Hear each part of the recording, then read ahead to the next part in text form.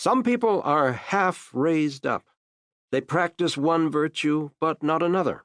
Some, ignoble by nature, covet riches.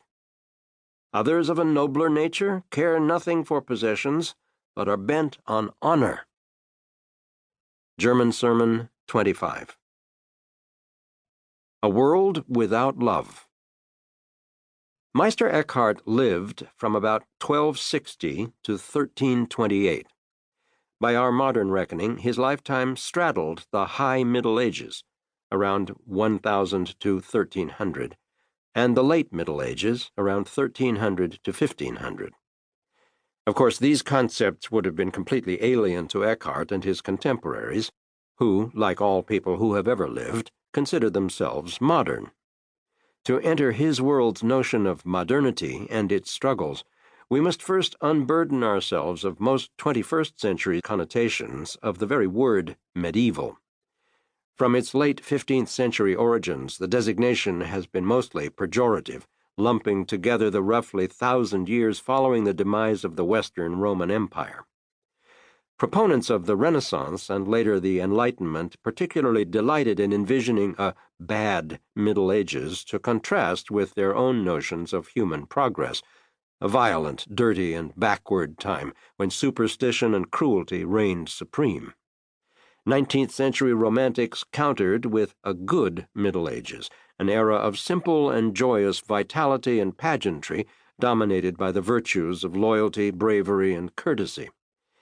More recent imaginings, from Lord of the Rings to Game of Thrones, have creatively combined different aspects of these two stereotypes, but with the same implicit contrast to our own more sophisticated age. Medieval, consequently, has today become a synonym for inferior, whether in discussing criminal justice, sanitary conditions, social attitudes, understanding of the natural world, or virtually any aspect of contemporary life viewed as lacking.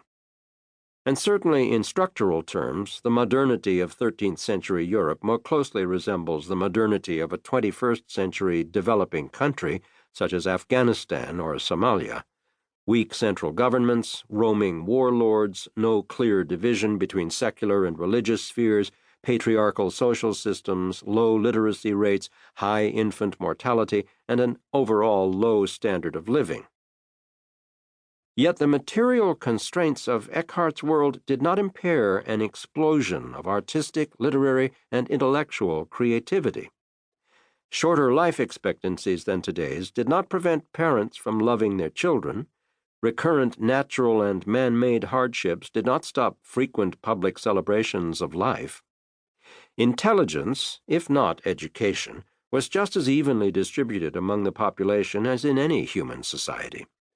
And as many recent studies of well-being have indicated, happiness and depression do not correlate directly to a material standard of living, and in many instances poorer societies fare better. This is not an endorsement of bad hygiene and pandemic violence, but rather an attempt to break free of Western technological determinism that equates material progress with social, psychological, and spiritual development. Eckhart's relatively rudimentary living conditions no more restricted his insights into the human spirit than plentiful food and advanced technology have guaranteed superior understanding to any modern Westerner. The modernity of Eckhart and his contemporaries differed from our own in another important way, namely their concept of history. Not only was there no medieval era for 13th-century Europeans, there was no such thing as an era in terms of anything but political regimes, that is, the age of Emperor Charles the Great, a.k.a. Charlemagne.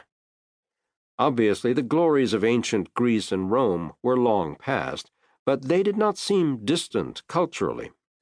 One quick glance at the period's paintings or sculptures of Jesus and the Apostles reveals an imagined bygone world that looked indistinguishable from their own in clothing, movements, and emotions. The Western Roman Empire was still alive and well, albeit dominated by German kings for more than 2 centuries, and the Church, founded by Jesus, still used Latin liturgies and Roman clerical dress.